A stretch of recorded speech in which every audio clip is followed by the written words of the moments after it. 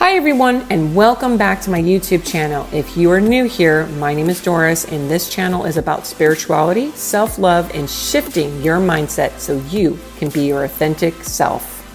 Please be sure to subscribe so we can stay connected. Hi everyone, and today we are on week 2 of our 4-week series. Last week I talked about how powerful we truly are and shared a few facts that supported this belief. If you missed last week's video, I highly encourage you to catch up and give it a watch. This week I am thrilled to dive into a topic that is very close to my heart: self-love. For most of my life I searched outside of myself for the perfect love, validation, and comfort, only to realize that many of those pursuits led me to toxic relationships and patterns. Today, I want to go deeper, not only sharing my personal story, but also to help you overcome challenges of looking for love outside of you. Because the truth is, all the love and everything that we are searching for is already inside of us. As a child, I was blessed to have a loving grandmother and namesake, and a grandfather who meant the world to me. He taught me invaluable lessons about money, entrepreneurship, and faith. They both were the definition of love. My parents, they did their best. My father worked swing shifts to support us, which limited our time as a child together. But as an adult, our bond grew stronger over the years. My mother, however, carried unresolved trauma for her own childhood, which unfortunately impacted my life until I better understood the luxury of change, that I could change my reality and not follow in her footsteps. As a child, I just wanted my mother's love, but again, her unhealed wounds left her unavailable to provide it. This led me to repeatedly attract toxic narcissistic relationships, whether that was partners, friends, or bosses. And as I've said before, the lessons will continue showing up until you have learned them. And that was my lesson. Everything changed when I moved into my condo in 2020 and a place I've often called my wilderness. It was where God stripped everything, and I mean everything, away so I could go within and truly feel and know His presence. If you have followed my journey, you'll know that many episodes of Dose of Doris here, from episode 42 through 170, were born during that transformational 3-year period. Starting this channel marked the beginning of my self-love journey. 4 years later, I now understand what self-love truly is and how to set boundaries. And let me tell you, that feels good when you set boundaries. Oh my God, I never did it before, but now I know what it is and I love it. And how it feels to have peace and love from within. It's an incredible feeling to finally know that I am and have always been rich in love. So how did I get here? Well, obviously by doing the work and daily affirmations. Now, you hear a lot about affirmations, but they are very powerful, because at first, when you're saying them, you may not believe them like I did. I didn't believe many of the affirmations that I was saying, but I knew that I needed to reprogram my subconscious mind. So I kept saying them until I started to believe them and I was able to receive them.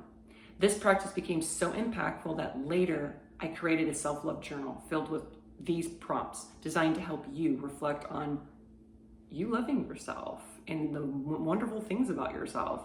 Because many of the prompts came directly from my own journey. Because let's be honest, everyone, we all have moments when we forget what makes us unique and one of a kind.